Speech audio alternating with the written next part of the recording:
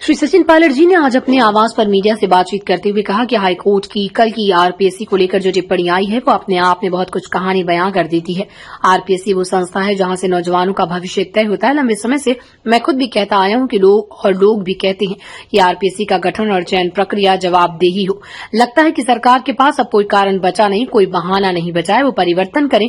नौजवानों का भरोसा अगर आरपीएससी के काम करने के तरीके से उठ जाएगा तो विश्वास खत्म हो जाएगा। बिना समय जाया करे उसमें मूलभूत परिवर्तन करना होगा। बार बार ये कहना है कि ये संवैधानिक संस्था है और इसके ये बहानेबाजी है। सरकार को 1 साल से ऊपर हो गया। सरकार अगर चाहती तो बहुत कुछ परिवर्तन ला सकती थी, लेकिन चुनावी भाषणों में बातें बोलना और सत्ता में बैठने के बाद ये इस बात को दिखाता है कि सरकार दबाव में काम कर रही है। धर्म जाति समाज के लोगों को साधने के लिए अगर सदस्यों का चयन हो तो उससे गुणवत्ता प्रभावित होती है। चोरियां पकड़ी जा रही, लेकिन सरकार ने अभी तक कोई बदलाव के संकेत नहीं दिए हैं। सरकार दबाव में काम कर रही है। हाईकोर्ट की टिप्पणी के बाद कोई कारण नहीं बचा कि सरकार इस पर कार्रवाई न करे। इस बात को न सिर्फ मैं बल्कि हमारी पार्टी और प्रदेश के लोग सैकड़ों बार कह चुके हैं। सरकार के एक मंत्री जिन्होंने आरोप लगाया कि उनका फोन टैप हो रहा है, किसी भी व्यक्ति की प्राइवेसी का हनन कोई सरकार नहीं करती।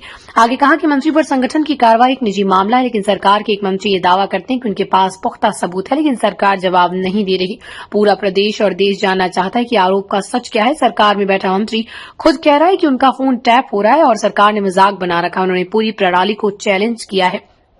आगे कहा कि सत्ताधारी दल के विधायक ने गंभीर बात बोली और दुर्भाग्यपूर्ण है। स्वर्गीय शिवचरण माथुर जी की सरकार के समय के आरोप लगाए जा रहे हैं और दुर्भाग्यपूर्ण है क्योंकि दोनों ही व्यक्ति दुनिया में नहीं है। दशकों पुरानी बात को लेकर अब कोई आरोप प्रत्यारोप करे, ये ठीक नहीं। आगे कहा कि दिल्ली में चुनाव हुए और हमारी पार्टी का प्रदर्शन बहुत अच्छा नहीं रहा।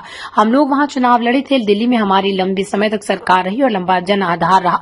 अब हमारा प्रयास है कि दिल्ली में अपनी जगह मजबूत करें। आम आदमी पार्टी अब चुनाव हारी है, लेकिन हम अपनी जीत के लिए और अपनी जड़ों को मजबूत करने के लिए चुनाव लड़े। आगे कहा कि दिल्ली में आपने देखा होगा कि मणिपुर के मुख्यमंत्री को अचानक दिल्ली बुलाकर इस्तीफा लिया गया। जब मणिपुर में हिंसा चल रही थी तो हजारों लोगों पर अत्याचार हुए, हत्याएं और बलात्कार हुए। उस समय स्थिति को सुधारने के लिए अगर सीएम का इस्तीफा लिया जाता तो अलग बात होती, लेकिन अब जब सरकार जाने का खतरा था तब उनका इस्तीफा लिया गया।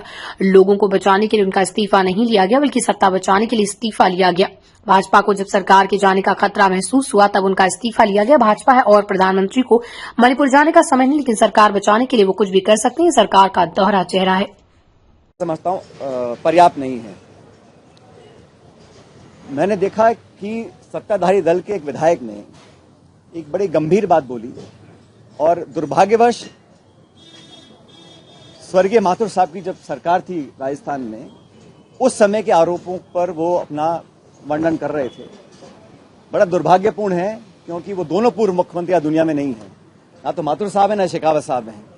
लेकिन दशकों पुरानी कही सुनी किसी बात को एक जिम्मेदार विधायक, सत्ताधारी दल का विधायक इस बात को मीडिया में बोलता है, उस पर चर्चा होती है, ये मैं समझता हूं बहुत निंदनीय है। और किसी इस प्रकार इतिहास में जाकर जो बात शायद कहीं कही सुनी होगी या ना भी होगी, उसका विवरण करना और आरोप लगाना कि हत्या की साजिश कभी की गई थी, मैं जो उन्होंने कहा उसका मैं खंडन करता हूं और उम्मीद करता हूं कि इस प्रकार की बातें ना बोले। किसी भी स्वर्गीय नेता को या कांग्रेस की पिछली सरकारों को इस प्रकार दोषी बनाना बिना तथ्य के, बिना प्रमाण के, ये दिखलाता है कि आप ध्यान डिफ्लेक्ट करना चाहते हैं। आप डॉक्टर किरोड़ी मीणा जी के फोन टैपिंग के प्रकरण से ध्यान डाइवर्ट करने के लिए इस प्रकार के आरोप लगा रहे हैं कि मारने की साजिश की गई थी, एनकाउंटर की साजिश की गई थी। ये सब हवाई बातें हैं और इसका कोई इसमें तथ्य नहीं है।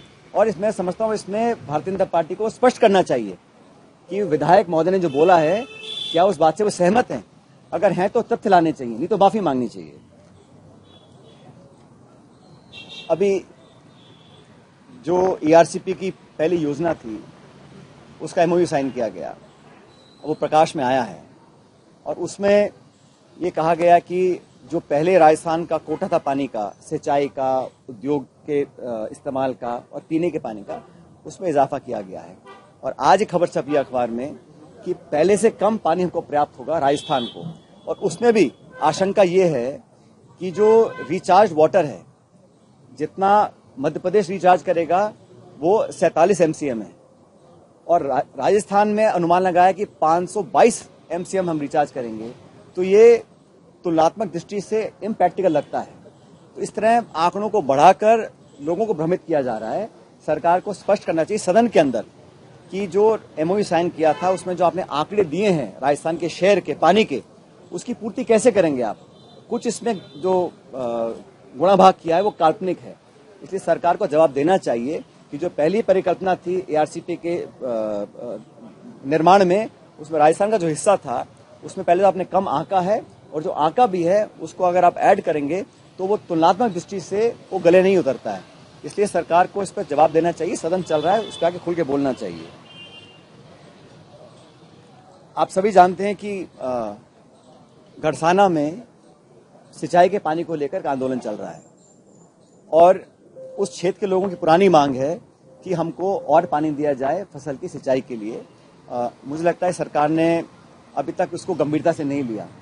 और गढ़साना वो इलाका है जहां बहुत पहले और कई लंबे समय से पानी को लेके कई आंदोलन हुए हैं, कुछ आंदोलन उग्र भी हुए थे और वहां दुर्घटना भी हुई थी। तो समय का ध्यान रखते हुए सरकार को तुरंत प्रभाव से वहां के किसानों को राहत देने के लिए पानी छोड़ने की व्यवस्था बिठानी चाहिए, चाहे उसके लिए उनको जो भी करना पड़े। लेकिन ये मांग जो है मैं समझता हूँ वाजिब मांग है, और किसान अपनी मांग लेकर सड़कों पे कई दिनों से आंदोलित हैं, उसका सरकार को संज्ञान लेकर कार्रवाई करनी चाहिए। और अभी आपने दिल्ली में देखा होगा मणिपुर के मुख्यमंत्री जिनका अचानक दिल्ली बुला के इस्तीफा लिया गया। जब मणिपुर में हिंसा चल रही थी, जब एक तरह से सिविल वॉर वहां चल रहा था, हजारों लोगों को वहां पर पीड़ित किया गया, हत्याएं हुई, बलात्कार हुआ, शोषण हुआ, और उस समय स्थिति को संभालने के लिए अगर मुख्यमंत्री का इस्तीफा लिया जाता तो शायद वहां के लोगों को इतना नुकसान नहीं झेलना पड़ता।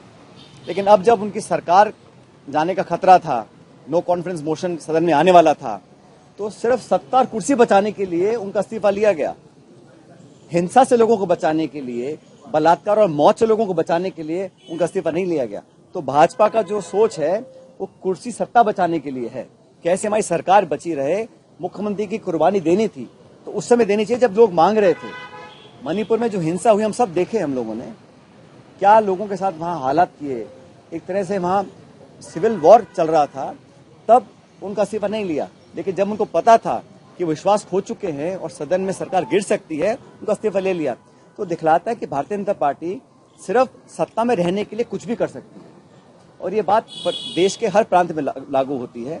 भारतीय जनता पार्टी को, प्रधानमंत्री जी को मणिपुर जाने का समय नहीं है, लेकिन सरकार बचाने के लिए वो हर हथकंडा अपनाने को तैयार है। तो ये भी उनका एक जो दूसरा चेहरा है वो जनता ने आज, देश ने आज देखा है। दिल्ली में चुनाव संपन्न हुए और हमारी पार्टी का परफॉर्मेंस बहुत अच्छा नहीं रहा, कि मैं सिर्फ इतना कहना चाहता हूं कि हम लोग वहां चुनाव लड़े थे अपनी पुरानी जमीन तलाशने के लिए। आप सब जानते हैं कि दिल्ली में लगातार 3 बार हमारी सरकार रही और दशकों से वहां पार्टी का बड़ा जनाधार रहा। पिछले कुछ चुनावों में हम नहीं जीत पाए थे, लेकिन ये हमारी पार्टी का एक अधिकार है कि हम खोई हुई अपनी जो मजबूती थी, अपनी जड़ें हैं, उसको मजबूत करें। उसका परिणाम ये रहा कि वहां पर जो राज्य सरकार थी उसमें तब्दीली हुई है और आम आदमी पार्टी चुनाव हार गई। लेकिन हम लोग चुनाव लड़े थे खुद की जीत के लिए, हम चुनाव लड़े थे अपनी जो पुरानी हमारी स्थिति वहां उसका पुनर्निर्माण करने के लिए। भविष्य में भी हमारा वोट लगभग 30% बढ़ा है पिछली बार से, तो उसमें हम और काम करेंगे।